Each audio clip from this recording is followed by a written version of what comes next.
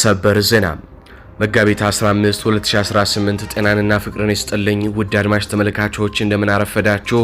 የሰዓቱን አበይትና ሰበር ዜናዎች ይዘን ቀርበናል። በቅድሚያም አርዕስተ ዜናዎቹን በማስቀደም ጀምራለሁ። በወሎ ታሪክ ተሰራ። ፋኖ ተአምራዊ ድል በጀግና ልጆቹ መጻፉን አስታወቀ። ፋኖ በመከላከያ ካምፕ ላይ ከደሴም በ18 ኪሎ ሜትር ርቀት ላይ በፈጸመው ጥቃት በምስሉ የሚታዩት ጀነራል አብርሃም አንድነት በፋኖ ተገደሉ። በካምፕ ውስጥ የነበሩ ከ200 በላይ ወታደሮች ሲገደሉ ፋኖ ካምፑን ተቆጣጥሮ ከ7 ድሽቃ 6 ብሬንና 8 አርፒጂን ጨምሮ ሌሎች የነፍስ ወከፍ መሳሪያዎችን በርካታ ጥይቶችን በገፍ ማርኳል ተብሏል። በካምፖች ውስጥ የነበረ ታንክን ጨምሮ ወታደራዊ መኪኖችም በፋኖ ከጥቅም ውጭ ተደርገዋል። በዝርዝር ይቀኛል። በተመሳሳይ በሌሎች የወሎ ቀጠናዎችም ውጊያ የተደረገ ሲሆን ከተሞቹን ከመቆጣጠር አንስቶ ከፍተኛ አዛዦቹን የመግደል ውጊያ በፋኖ ተደርጓል። በጎንደርም የብልጽግና ጦር ከፍተኛ ምት ደርሶበታል። በዝርዝር ይዘነዋል። በሌላ በኩል በኦሮሚያ ወለጋም የፋኖ ጦር በምርኮ ተንበሽብሿል። ከቡድን እስከ ነፍስ ወከፍ መሳሪያዎች ከመከላከያ እስከ ሚሊሻም በፋኖ ተማርከዋል። በወለጋም ከባድ ጦርነት የፋኖ ኃይል አድርጓል። እንመለከተዋለን። ወዲህ የኤርትራ ጦር መሪዎች መቀሌ መግባታቸው ሲነገር የአልቡርሃን ጦር የኢትዮጵያ መንግስት መክሰሱም ተነግሯል። እንዳስሰዋለን። አብራችሁን ስቆዩ እኚህንና ሌሎች መረጃዎችን ታገኛላችሁ። ቪዲዮን ላይክ፣ ቻናሉን ሰብስክራይብ አድርጋችሁ በኮሜንት ድል ለህዝብ ልጆች በማለት ለታጋዮች ያላችሁን ድጋፍ አሳዩን እያለን ከማስታወቂያ በኋላ በቀጥታ ወደ መረጃዎቹ እናልፋለን። በካሬ በ85000 ብር በመሃል ሲኤምሲ አፍሪካ ኮንቬንሽን ሴንተር ፊት ለፊት ብዙዎች ለኑሮና ለኢንቨስትመንት በሚመርጧት ሲኤምሲ በቅርብ ርቀት ላይ ዓለም አቀፍ ሆስፒታሎች አይሲኤምሲ፣ አሜሪካን ሜዲካል ሴንተር እንዲሁም ዓለም አቀፍ ትምህርት ቤቶች ፍሊፐር፣ ብሪቲሽ እና ካምብሪጅ ስኩል የሚገኙበት በመኖሪያ መንደር ውስጥ ሰፊ መዋኛ ገንዳዎችና ዘመናዊ የልጆች መዝናኛዎችም ያገኛሉ። 50% የተረጋገጠ የባንክ ብድርና እስከ 30% ድረስ በአከፋፈል የሚታሰብ ልዩ ቅናሽ። በወለል 4 ዘመናዊ ሊፍቶች የምንገጥም ሲሆን ባለ 1 መኝታ 620 ሺህ ብር፣ ባለ 2 መኝታ 907 ሺህ ብር፣ ባለ 3 መኝታ 1.1 ሚሊዮን ብር ቅድመ ክፍያ ከፍለው የቤት ባለቤት ይሁኑ። ለበለጠ መረጃ በ0938 414445 አለያም በ0944 370488 ላይ ይደውሉ። ድሪም ቢልደርስ ሪል ስቴት። ቀዳሚ ወዳደረኩት ዘገባ አልፋለሁ። የኤርትራ ወታደራዊ ልዑካን መቀሌ መግባታቸውን አፍሪካ ኢንተለጀንስ ዘገበ። ባለፈው የካቲት ወር መጨረሻ ቀናት የኤርትራ ከፍተኛ ወታደራዊ መኮንኖች መቀሌ መግባታቸውን አፍሪካ ኢንተለጀንስ ዘግቧል። እንደ ዘገባው ከሆነ በብርጋዴር ጀነራል ኢዮብ ፍስሐዬ የተመራና ሌሎች ከፍተኛ ወታደራዊ መኮንኖችን ያካተተ ልዑካን ቡድን በትግራይ ክልል ርዕሰ መዲና መቀሌ ተገኝቷል።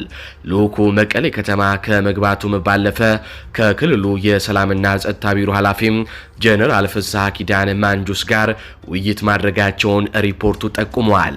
ይህ ስብሰባ ተካሂዷል የተባለበት ወቅት የትግራይ ኃይሎች በበላይነት የሚመራው የክልሉ ጸጥታ ቢሮ በወቅቱም የፌዴራል መንግስትን የሚተች በተለይም በአዲስ አበባ እየተከናወነ ያለውን የኮሪደር ልማት የሚያጠለሽ መግለጫ አውጥቶበት እንደነበረ ይታወሳል። የኤርትራ ወታደራዊ መኮንኖች ጉብኝት መረጃ ይፋ የሆነው የትግራይ ክልል ጊዜያዊ አስተዳደር ከኤርትራ መንግስት ጋር ምንም አይነት ግንኙነት እንደሌለው በተደጋጋሚ ሲገልጽ በቆየበት ማግስት መሆኑም ዘገባውን አነጋጋሪም ያደርገዋል። የህወሓት ኃይሎች ለአፍ ብቻ ከኤርትራ ጋር እየሰራን አይደለም ቢሉም በመሬት ላይ ግን በይፋም ከኤርትራ ኃይሎች ጋር እንደሚሰሩ ተጨባጭ መረጃዎች አሉ። ከዚህ በተጨማሪም በትላንትናው ዕለት የፕሪቶሪያው ስምምነት 100% ፈርሷል ሲል ህወሓት አስታውቋል። ከፌዴራል መንግስት ጋር ውጥረት ውስጥ የገባው ህወሓት የፕሪቶሪያው ግጭት ማቆም ስምምነት መፍረሱን በይፋ አውጇል። የህወሓት የህወሓት ቃል አቀባይ አቶ ሚካኤል አስገዶም ለቡድኑ ልሳን ወየን ሚዲያ በሰጡት አዲስ ቃለ መጠይቅ የፕሪቶሪያው ስምምነት ሙሉ በሙሉ ፈርሷል ብለዋል።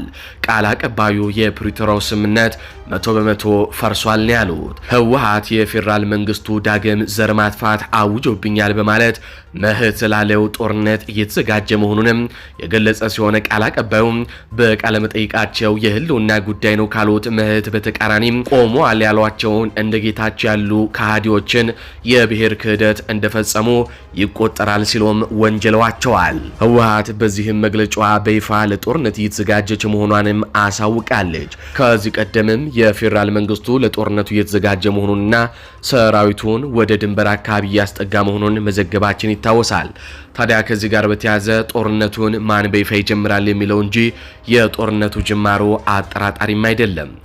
ይህ በእንዲህ እንዳለ የሱዳን ባለስልጣናት ጥቃት የተሰነዘረብን ከኢትዮጵያ ግዛት በመነሳት ነው ሲሉም ከሰሱ። በቤኒሻንጉል ጉምዝና በሱዳን ሰማያዊ አባይ ብሉ ናይል ግዛቶች አዋሳኝ ድንበር ላይ በምትገኘው ኩርምክ ከተማ አቅራቢያ ከባድ ጦርነት መቀስቀሱ ተዘገበ። ውጊያው በሱዳን መደበኛ ጦርና በሌላ በኩል ደግሞ የፈጥኖ ደራሹ ኃይል አርኤስኤፍ ከሱዳን ህዝባዊ ነጻነት ንቅናቄ ሰሜን SPLM-N ጋር በመሆን ከተማዋን ለመቆጣጠር በሚያደርጉት ጥረት የተነሳ መሆኑም ታውቋል። ሱዳን ትሪቡን ስማቸው እንዳይጠቀስ የፈለጉ አንድ ከፍተኛ የሱዳን ባለስልጣንን ምንጭ በማድረግ በወጣው ዘገባ የኢትዮጵያ መንግስት በአካባቢው ለተከሰተው ጥቃት አመቺ ሁኔታ ፈጥሯል ሲል ክስ አቅርበዋል። ባለስልጣኑ እንደገለጹት የጥምር ኃይሉ የጦር መኪናዎች ከኢትዮጵያዋ አሶሳ ከተማ ተነስተው በድንበር በኩል ወደ ሱዳኗ ኩርሙክ እንዲንቀሳቀሱና ጥቃት እንዲፈጽሙ ኢትዮጵያ ፈቅዳለች ወይንም ድጋፍ አድርጋለች ሲሉም ከሰዋል። ከዚህ ቀደም የሱዳን የውጭ ጉዳይ ሚኒስትር ኢትዮጵያ አማጺ ቡድኖችን ትረዳለች የሚል ተመሳሳይ ክስ አቅርቦ እንደነበረ ይታወሳል። በወቅቱ የኢትዮጵያ መንግስት ውንጀላውን ውድቅ ቢያደርግም እንደ ቢቢሲና አልጀዚራ ያሉ ሚዲያዎች ሳይቀሩ የኢትዮጵያ መንግስት ለአርኤስኤፍ ኃይሎች ለአልቡርሃን ተቃራኒ ተዋጊዎች ማለት ነው የመሳሪያ ድጋፍና የወታደራዊ ስልጠና ማዕከላቶችን በአሶሳ መስጠታቸውን በሳተላይት ምስል ደግፈው ማቅረባቸውም ይታወሳል። የአብይ አህመድ መንግስት በይፋ ከሱዳን አልቡርሃን ተቃራኒ ሆነው ከሚዋጉት የሐምዳን ደጋሎ ኃይሎች ጋር መቆማቸውንም በማሳወቅ የአልቡርሃን መንግስት ማስጠንቀቂያ በመስጠትም የኢትዮጵያ ድሮንን መጥቶ መጣሉንም የቅርብ ጊዜ ትውስታ ነበር። አሁን ሁኔታዎች እየከፉ መጥተዋል። ምናልባትም የአልቡርሃን ጦር ኢትዮጵያ ድረስ ተሻግሮ የኢትዮጵያ መንግስት ለአርኤስኤፍ ኃይሎች የሰጠውን የአሶሳ ወታደራዊ ማሰልጠኛ ካምፕ ሊመታ ይችላልም ተብሎ እየተጠበቀ ነው። አብይ አህመድ ኢትዮጵያ ላይ ያለ የሌለ ጦርነት ስቦም እያመጣባት ነው። አሁን በቀጥታ በአማራ ክልልና በኦሮሚያ ክልል ፋኖ እያደረጋቸው ወዳሉ ውጊያዎች አልፋሉ። ሰበር የድል ዜና ሲል ፋኖ ከወለጋ ታሪካዊ ድል ማግኘቱን አስታወቀ። የአማራ ፋኖ በወለጋ ምድር ላይ በአይነቱ ለየት ያለ አስደናቂ ድልን ተቀዳጅቷል። ድሽቃ፣ ብሬን፣ ስናይፐሮችን ጨምሮ የተለያዩ የነፍስ ወከፍ መሳሪያዎች ወደ ካዝናችን አስገብተናል ሲሉም የወለጋ ፋኖች አስታውቀዋል። በትላንትናው ዕለት አመሻሹን ተገን በማድረግ ከአንገርጉትን ከተማና አካባቢው በመነሳት የአማራ ፋኖ በወለጋ ዋና ሰብሳቢ ፋኖ ተሻገረ ፈንቴም ይገኝበታል ወደ ተባለው አሊ ቀበሌ የቡድንና የነፍስ ወከፍ መሳሪያ በመያዝ ፋኖ ተሻገረ ፈንቴን በእጅ ይዛሉ ብሎ በሚሊሻ እየተመራ የገባው የአገዛዙ ጥምር ጦር ከፍተኛ ኪሳራን አስተናግዶ ሙትና ቁስለኛና ለምርኮም ተዳርጓል። በየጊዜው ወለጋ ምድር ላይ ታሪክን በእጃቸው መጻፍ የለመዱት በአርበኛ ሙላቴ እንኳን የሚመራው የአማራ ፋኖ በወለጋም አንገርጉትን ብርጌድ ዛሬም ከፍተኛ ድልን ተጎናጽፈዋል። ይህ ከባድ ጦርነት በአርበኛ ፋኖ ተሻገረ ፈንቴም ቀጥታ የተመራ ሲሆን ከብርጌዱ የተሳተፉ ሻለቃዎች መካከል ሻለቃ 1 ድቾ መብረቁ ሻለቃ በሻለቃ ደሳለኝ እየተመራች፣ ሻለቃ 2 የአሊ አናብስት አበበ ረጋለ ሻለቃ በአርበኛ ተሻገረ ፈንቴ እየተመራች እንዲሁም ሻለቃ 4 በሻለቃ ገበየው እየተመራች አገዛዙ ጥምር ጦር ላይ ከፍተኛ በትራቸውን አሳርፈውበታል። በትላንትናው ከባድ ጦርነት አንገርጉትን ብርጌድ በምርኮ ያገኘችውን ቁሳቁስም ስንመለከት 1 ድሽቃ፣ 3 ብሬን፣ 3 ስናይፐር፣ 2 መገናኛ ሬዲዮዎች፣ ከ20 በላይ መከላከያ ሰራዊት የተማረከ 27 ቦምብ፣ 18 የወገብና የድረት ትጥቅ፣ 39 የወታደራዊ ካዝናዎች፣ ብዛት ያላቸው የድሽቃ የብሬን የክላሽ ተተኳሾች እንዲሁም የተለያዩ ወታደራዊ ሻንጣዎችና ቁሳቁሶች የተማረኩ ሲሆን አካባቢው ላይ ለጊዜው ኢንተርኔት መዘጋቱን ተከትሎ የተገኙ ድሎች በፎቶና በቪዲዮ ማቅረብ ባንችልም በሌላ ጊዜ ግን ይዘን የምንመለሳቸው ይሆናል። እንዲሁም ትላንትና አመሻሹ ላይ በተመሳሳይ ሰዓት ሲቡ ሱሬ ወረዳ ላይ የአገዛዙ ሰራዊት የአማራ ፋኖ በወለጋ አርበኛ ጌጤ ግርማ መብረቁ ክፍለ ጦር ላይ በሞርተር የታገዘ ጦርነት የከፈተ ቢሆንም በተደረገበት የመልሶ ማጥቃት ቀጠናውን ለቆም ፈርጥጧል የተባለው። በእነዚህ በሁለት አውደ ውጊያዎች ስፍር ቁጥር የሌለው የብልጽግና ወታደር ሞትና ቁስለኛ መደረጋቸውም ተረጋግጧል። በቀጥታ ወደ አማራ ክልል አልፋለው። አማራ ክልል ላይም ሰበር ዜናዎች በርካታ ናቸው። ፋኖ በመከላከያ ካምፕ ላይ በወሎ ደሴ ዙሪያ የአገዛዞን የ209ኛ ወታደራዊ ካምፕ ላይ በፈጸመው መብረቃዊ ጥቃት ከመከላከያ ከፍተኛ ጀነራልን አንስቶ እስከ ተራ ወታደር ሙሉ በሙሉ በሚባል ደረጃ መደምሰሱ ተነገረ። ሳር ክምር በሚባለው በዚህ የመከላከያ ካምፕ ውስጥ በነበሩ የመከላከያ ሰራዊት ላይ በተፈጸመባቸው ያልተጠበቀም የሌሊት ጥቃት የሚኒሊክ እዝ ፋኖች የከባድ መሳሪያና የፊት ለፊት የውጊያ ስልትን በመጠቀም ካምፑን ጭምር ተቆጣጥረው እንደነበረ ተነግሯል። በዚህ የፋኖ መብረቃዊ ጥቃት ገና አማራ ክልል ከገባ አንድ ወር ያልሞላው ለአመታት በወለጋና በሐረርጌም ስምሪ ሲሰጥ የነበረው ጄኔራል አብርሃም አንድነት በዚህ ኦፕሬሽን አማራ ክልልን ከረገጠ አንድ ወር እንኳን ሳይሆነው መገደሉም ተረጋግጧል። መከላከያው ማንም አይደርስብኝም በሚል በካምፑ ሌሊቱን ተጋድሞ ባለበት ነው የፋኖ ጦር በቅድሚያም የኮማንዶ ሰራዊቱ ተስቦ እንዲገባ አድርጎ ዋርድያዎቹን ከገደለ በኋላ ሙሉ ማጥቃት የከፈተው። የመከላከያ ሰራዊቱ ለመዋጋት የጣረ ቢሆንም የኃይል ሚዛን በፋኖ በመያዙም ስፍር ቁጥር የሌላቸው የአገዛዙ ወታደሮች ተደምስሰዋል። ቁጥራቸው በሌሊት ኦፕሬሽን በትክክለኛው ባይታወቅም ከ200 በላይ የሚሆኑ መገደላቸውም ተነግሯል። ፋኖ የከፈተውን ጥቃት መቋቋም እንደማይችሉ የተረዱ ከዚህ ጥቃት የተረፉ የበላይ አመራሮችም ካምፕ ውስጥ የነበረ አንድ ዙ 23 እና 2 ኦራል ይዘው የተወሰነ ቀሪ ሰራዊትን ከ30 የማይበልጥ የቀረ ሰራዊትን ሸክፈው ቀሪው ሰራዊት እየተዋጋ ለሞት ጥለውት ሄደዋል ነው የተባለው። ጄኔራል አብርሃም በኦፕሬሽኑ ጅማሮ ደቂቃዎች ላይ የተገደሉ ሲሆን ፋኖ ከቀላል ውጊያ በኋላ ካምፑን ሙሉ በሙሉ በመቆጣጠር ከሌሊት 6 ሰዓት እስከ ሌሊቱ 8 ሰዓት በካምፕ የቆየ ሲሆን ከደሴ ስፍር ቁጥር የሌለው ጦር የመከላከያ ሰራዊት በመምጣቱም ፋኖ ኦፕሬሽኑን ጨርሶ ካምፑን ጥሎ ወጥቷል። ፋኖ ካምፑን ጥሎ ከመውጣቱ በፊት በካምፕ ውስጥ የነበረ አንድ ታንክን ጨምሮ በርካታ ፓትሮልና የብልጽግና ወታደራዊ መገልገያዎች በቦምብም አጋይቷቸዋል። እስካሁን ቁጥራዊ መረጃዎች ይፋ ያልሆኑ ተተኳሽና ክላሽንኮቮችም በገፍ በፋኖ ሲታፈሱ ከዚህ ካምፕ ብቻም 7 ድሽቃ፣ 6 ብሬንና 8 አርፒጂ በፋኖ ተማርኳል ነው የተባለው። ብልጽግና ከደሴ በ18 ኪሎ ሜትር ርቀት ላይ በደረሰበት ምት በከባድ ድንጋጤ ደሴ ካለው ኃይሉ በገፍ ወደዚህ ቀጠና ቢያመጣም ሬሳ ከማንሳት ወዲያ ግን የፈየደው ነገር የለም ነው የተባለው። እዚሁ ወሎ ላይም ሌላ ታሪክ ተሰርቷል። በምኒልክ እዝ የ35ኛ ክፍለ ጦር ሰርጂካል ኦፕሬሽን ምድብተኛ ፋኖች በመርጦ ለኢየሱስ ከተማ ሰርገው በመግባት ከአንድ ጋንታ በላይ የአገዛዙ ወታደሮችን ሲደመስሱ በተመሳሳይ በውርጌሳ ከተማ አንድ የብልጽግና አዛዥን መግደላቸውም ታውቋል። የመርጦ ለኢየሱስ ኦፕሬሽን እጅግ ፈጣንና አስደናቂ እንደነበረ የተገለጸ ሲሆን ኦፕሬሽኑ ያለ አንዳች ኮሽታ ነው የተፈጸመው። ፋኖች የጥይት ጩኸት ድምፅ እንዳይሰማባቸው የጥይት ማፈኛ ሳይጠቀሙ አልቀረም። እርምጃቸውን አጠናቀው አካባቢውን ለቀው ከሄዱ በኋላ የቆሰሉ ወታደሮች ሲያቃስቱ ሲሰማ ነው ፋኖ ገብቶ እንደነበረ የታወቀው ብለዋል። ሚዲያችን ያነጋገራቸው የአካባቢው ነዋሪዎች በውርጌሳ ኦፕሬሽን ብዛት ባላቸው አጃቢ ወታደሮች ተከቦ በአንድ መዝናኛ ስፍራ በነበረ የአገዛዙ ወታደራዊ አዛዥ ላይ እርምጃ የወሰዱት የሰርጂካል ኦፕሬሽን ምድብተኛ ፋኖች የገደሉትን አዛዥ ማዕረጉን በመቀስ ቆርጠው የጣሉ ሲሆን በተጨማሪም ወታደራዊ ራዲዮ መገናኛዎችን ሽጉጡን ከነመደገፊያ ከዘራው ማርከው ወደ ሰማይ እየተኮሱና እየፎከሩ ከአካባቢው መሰወራቸውም ታውቋል። ወሎ ላይ የተሰሙ ሰበር የድል ዜናዎች በዚህ አያበቁም፣ እንቀጥላለን። በአፋብኃ ምኒልክ ዕዝ 104ኛ ኮር 23ኛ ክፍለ ጦር በተንታ ወረዳ ባደረገው ተጋድሎ የብልጽግናን ምሽጎች ድረማምሶም ሙሉ ከተማዋንም ተቆጣጥረዋል።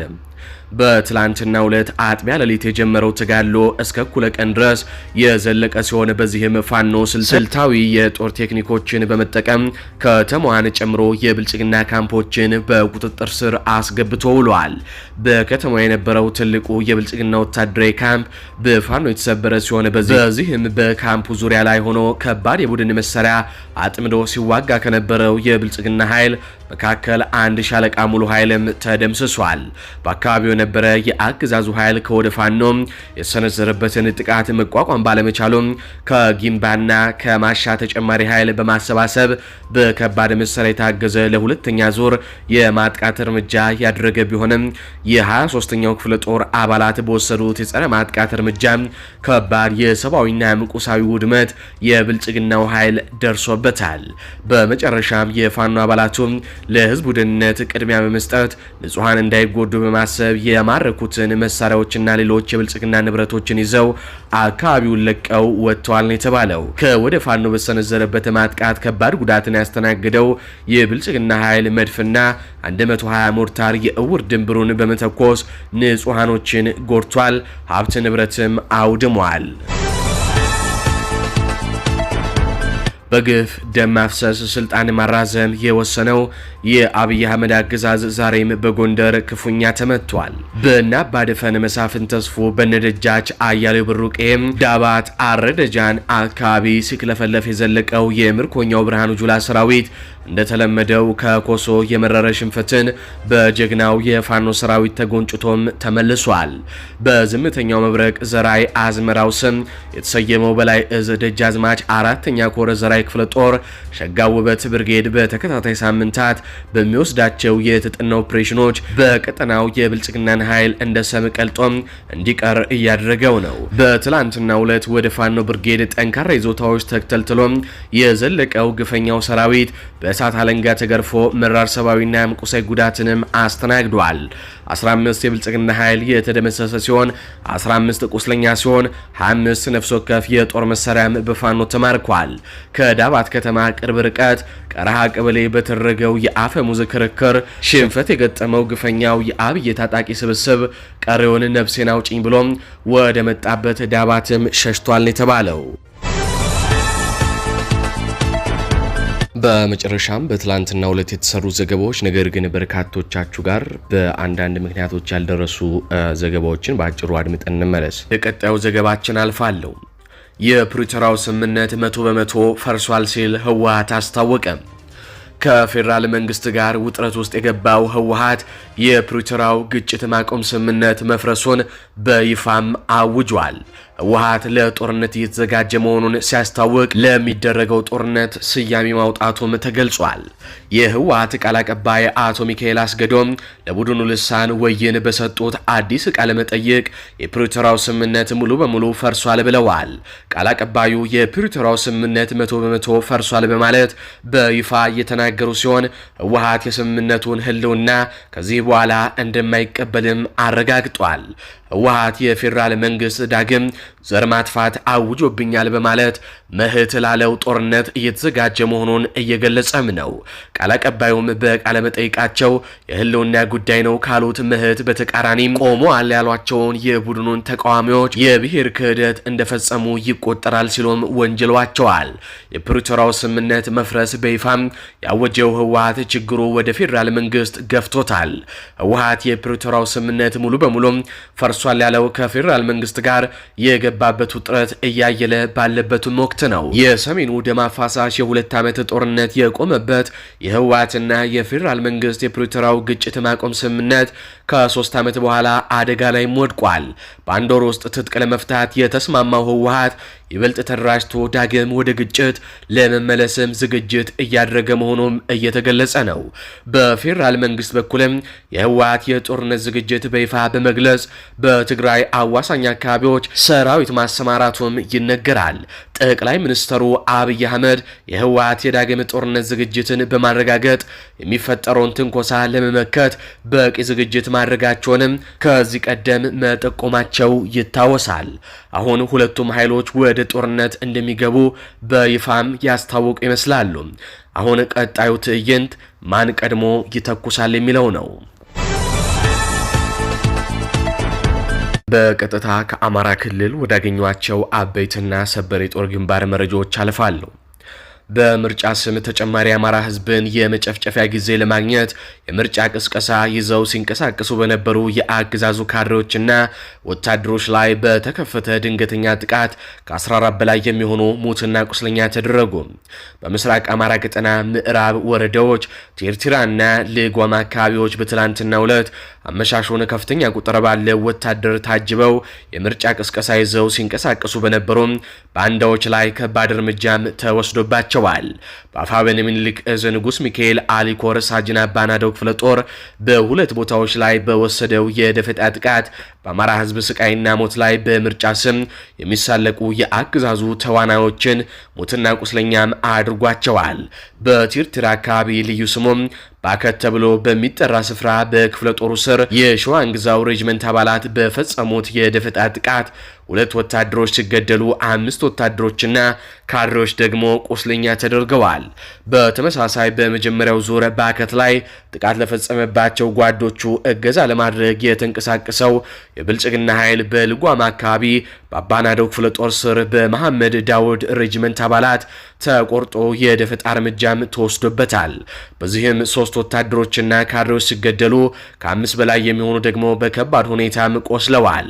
በድምሩ በሁለቱ ቦታዎች ላይ 14 ወታደሮችና ካድሬዎች ሙትና ቁስለኛ ሲደረጉ ከክላሽንኮቭ መሳሪያ ጀምሮ ሌሎች ወታደራዊ ቁሳቁሶችም በፋኖ ቁጥጥር ስር ውለዋል። ይህ በእንዲህ እንዳለ ደግሞ ወደ ጎጃም ስናልፍ በባህር ዳር ዙሪያ የሚደረጉ ትንቅንቆች ሲቀጥሉ ዛሬ ከነጋ ጀምሮ በመኮድ መስመር የፋኖ ኃይሎች በ2 ኤፌሰር ሲንቀሳቀስ በነበረ የብልጽግና ጦር ላይ መብረቃዊ የደፈጣ ጥቃትን ፈጽመዋል። የፋኖ ኃይሎች ዛሬ ጠዋት 4 ሰዓት አካባቢ በመኮድ አቅጣጫ በባህር ዳር ዙሪያ ሲንቀሳቀስ በነበረው የብልጽግና ጦር ላይ ባልጠበቀው ሰዓትና ቦታ የደፈጣ ጥቃት የፈጸሙ ሲሆን የአገዛዙ ወታደሮች ከተጫኑበት መኪና እንኳን የመውረድ ዕድል ሳይኖራቸው በቴዎድሮስ እዝ ፋኖች ተደምስሰዋል።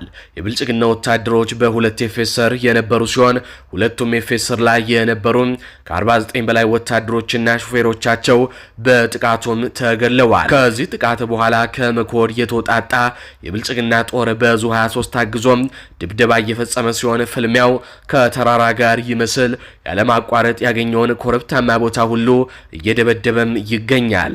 ብልጽግና ሬሳውንና አስክሬኑን ወደ መኮድ አሻግሮ በዙ 23 የታገዘ ውጊያ እያደረገ ቢሆንም አሁንም አዲስ የመጣው የብርሃኑ ጁላ ጦር ከፋኖ ጥይት ሲሳይነት ግን እንዳልተረፈም ተነግሯል።